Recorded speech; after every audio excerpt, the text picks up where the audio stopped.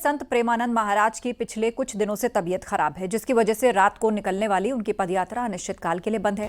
प्रेमानंद महाराज को दिनेश फलाहारी महाराज ने अपनी किडनी देने की पेशकश की है।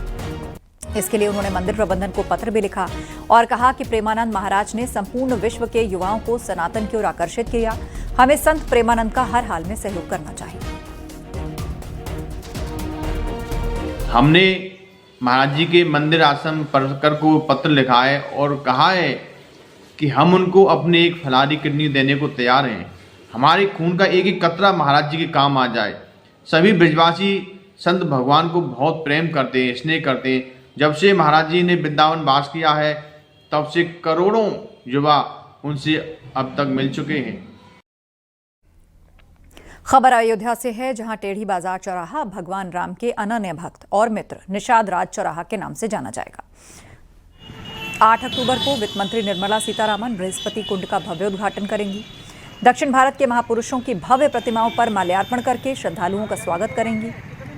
हनुमानगढ़ी के संत देवेशाचार्य ने कहा, निषाद राज चौराहे का नामकरण हर राम भक्त के लिए गौरव का क्षण है। भगवान राम की नगरी में अब भगवान राम के अभिन्न मित्र निषाद राज की भी स्थापना की जा रही है।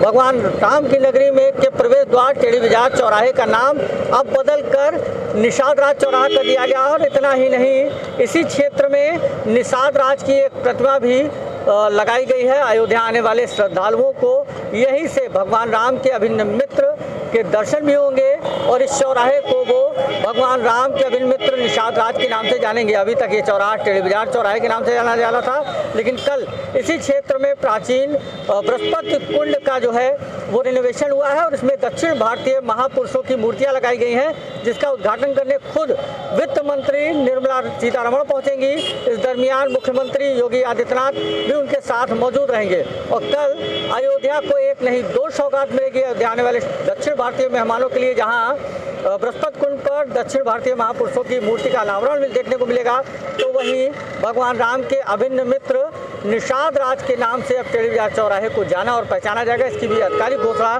कल मुख्यमंत्री योगी आदित्यनाथ और वित्त मंत्री निर्मला सीतारमण करेंगी। सहयोगी सर्वेश के साथ निमित गोस्वामी, न्यूज़ 18 अयोध्या।